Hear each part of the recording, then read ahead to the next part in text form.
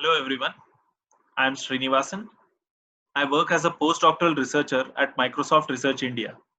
My fellow collaborators include Rishikesh, Mohammad Hajiesmaili, David Irwin, and Prashant Shenoy from UMass Amherst, and Stephen Lee from University of Pittsburgh.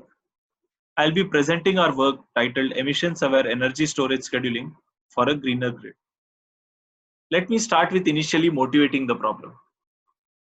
A key sustainability goal of United Nations is to attain a zero carbon economy to prevent climate change while maintaining society's current standard of living. Addressing this immense challenge requires transitioning the electric grid to carbon neutral or zero carbon energy sources.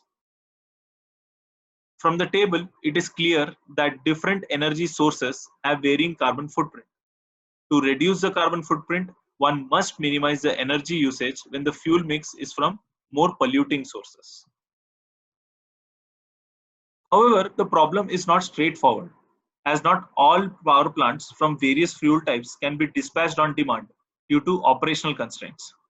A dispatch schedule consists of a list of power plants that need to be operated to meet the forecasted demand. Typically, three different types of power plants exist.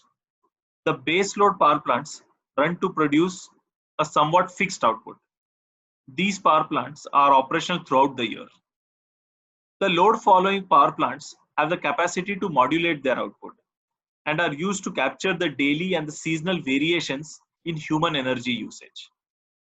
Finally, there are peaker plants that are operated only for limited time in the whole year.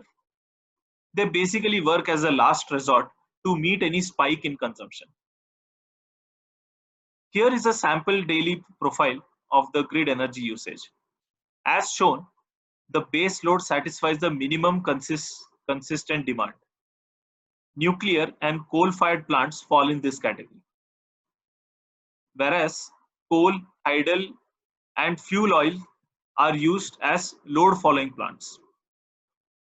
Coal and gas-fired plants are used as peaker plants. Thus, different fuel types are best suited to satisfy demand at different times of the year. Now, as shown, mix of the fuel types at any given time clearly depends on the change in demand seen. However, this is extremely simplified view of grid operations as fuel prices also act as a wild card. Due to economic reasons, the mix of fuels used vary and cannot be calculated as purely being a function of the overall demand. For the same demand, if the fuel prices change, the overall emissions would also change. Thus, even though grid demand is known, the carbon footprint of the grid is unobserved. Also note that increasing residential solar penetration, there is an increased uncertainty in the grid's energy use as well. In recent years, energy storage has been proposed to reduce this stochasticity. In this paper, we intend to use energy storage at the transformer level not only to reduce this stochasticity, but also to act as an energy buffer to charge and discharge depending on our energy fuel mix. Greener the source, better to charge the batteries. Dirtier the mix, discharge the earlier stored energy from green sources. Thus, our problem statement is to compute optimal scheduling of energy storage that minimizes grid-wide energy emissions, respects the operational constraints of the grid and energy storage systems, given the dynamics in the marginal factor of available fuel types. Here is the agenda of rest of the talk. We already introduced the problem. Next, we will describe our robust optimization approach to schedule the energy storage. I will then describe our trace-based evaluation setup, following which I'll present some promising results. Then, I'll end with the related work and conclusion. I'll start with some of the key variables used in our formulation of energy-aware storage scheduling problem. Let us consider a grid of F different fuel types, N transformers, and T distinct time periods. First, we have the emission factor for each fuel as WF. This value is constant for a given fuel source. The marginal factor is the fraction of fuel F being used at time t given by lambda f of t. The charge discharge schedule for each of the storage units associated with each transformer is given by xi at time t. xt is the sum of all the charge and the discharge at all storage units in the grid. To minimize the emissions, we must try and reduce the product of these three variables across all time periods in a given time horizon for all different fuel types used. Clearly, we need to maintain supply demand constraints at both the grid and the transformer level. Moreover, storage constraints such as charging, discharging rates, capacity constraints, and their evolution must be considered. I'll encourage folks interested in the LP formulation to read the paper for more details. To schedule the energy storage located near the transformers in advance requires us to forecast the load seen at each transformer. Here, we employ the robust optimization framework for decision making under uncertainty. Unlike general stochastic optimization, robust optimization is computationally tractable. Further, we don't need to completely understand or know the probability distribution of the uncertain variable to be known beforehand.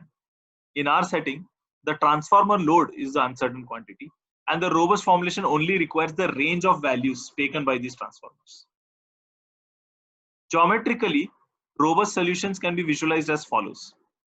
In traditional deterministic optimization, the results often lie close to the constraint boundary. Thus, a constraint is easy to violate when there is uncertainty involved. Whereas, a robust solution is further away from the infeasible region and is better equipped to handle this perturbation in the uncertain quantity. Details of how we incorporate this robust optimization framework can be found in our paper. As stated earlier, the fuel mix used by the grid at any given time is not known. Thus, the marginal factor, that is the fraction of different fuel types that can serve the marginal demand, is not observed.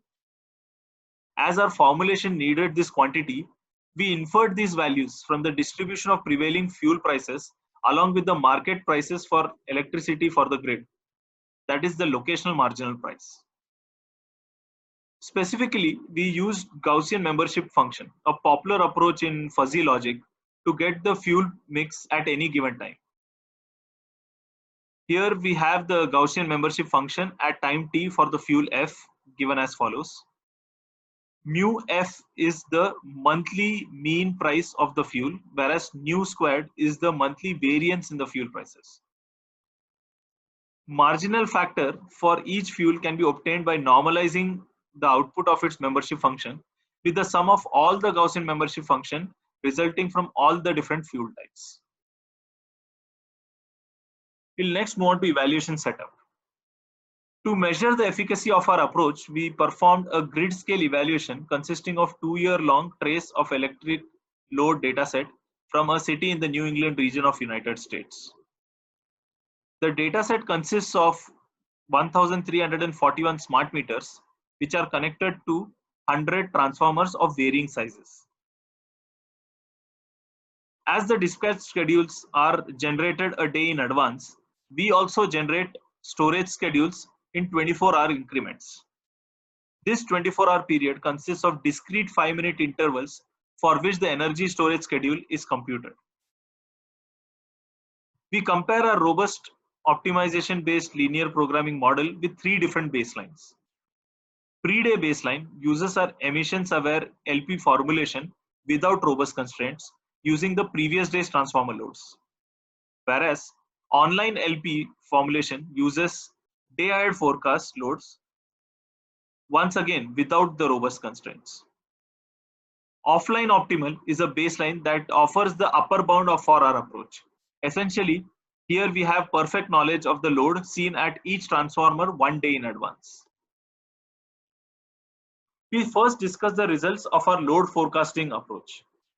Note that load forecasting at transformer level is harder than at the grid scale due to more stochasticity in aggregating demand with just few homes. Further, net metering allows homeowners to send excess energy back to the grid, which again adds stochasticity in the transformer load due to intermittency of solar energy. Finally, there is seasonality in demand, which needs to be captured. Thus, we used an autoregressive neural network that produces day-ahead load forecasts for the 100 transformers. As seen in the image, the mean absolute percentage error for our technique is lower than a couple of approaches used in the state of the art. We next assess the impact of the size of the battery and essentially look at how it reduces the carbon emissions. In this graph, we have the battery sizes on the x-axis. For a fair comparison across varying transformer sizes, we use a relative measure of battery capacity, which is the number of hours for which the battery can sustain to serve a transformer at its peak capacity. Clearly, bigger the battery, better is the percentage reduction in emissions. This is expected as larger batteries have more leeway in shifting the energy demand. We observed that there is a potential to reduce carbon emissions by 23%, which is equivalent to 0.5 million kilograms per year for our experimental setup. Further, we noticed that we are within 1.2% of the upper bound from the offline optimal approach for battery sizes less than 1 hour of peak transformer capacity. Next, we look at the impact of charge-discharge rate of energy storage at transformer level on the overall carbon emissions. Here, we assumed the battery sizes to be equivalent to 1 hour of peak transformer capacity. First, we observe that even with a modest change in discharge rates, our robust optimization approach yields almost 14% reduction in emissions. Further, we notice that there is diminishing returns with batteries with higher charge discharge rate, as we get 19% reduction up from 14% in carbon emissions with 4x increase in charge discharge rates. So clearly there is a diminishing return. Next, we'll briefly discuss the related work. Energy storage systems have been widely studied.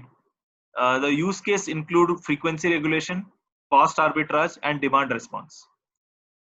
Further, load forecasting is also an active area of research, where in the past techniques such as ARIMA and LSTMs have been used. In this paper, we showed how our load forecasting approach beats different baselines. Finally, robust optimization has also been recently leveraged for scheduling in smart grid. For example, this framework is used for generator placement problem, electric vehicle scheduling, and storage sizing. However, they have not been used in the context of emissions reduction. In conclusion, we presented an emissions-aware energy storage scheduling using robust optimization. This allows us to take optimal decisions under uncertainty of transformer level loads. We presented transformer level load forecasting approach using autoregressive neural networks that account for stochasticity due to distributed solar and beats the state-of-the-art techniques. We also discussed grid scale evaluation of our approach and showed an improvement over baselines. Specifically, we found that almost 24% reduction in emissions can be achieved in our evaluation setup, which is equivalent to a reduction of 500,000 kilograms in carbon emissions each year. Well, that's it from my side. Thanks a lot for listening. Thank you.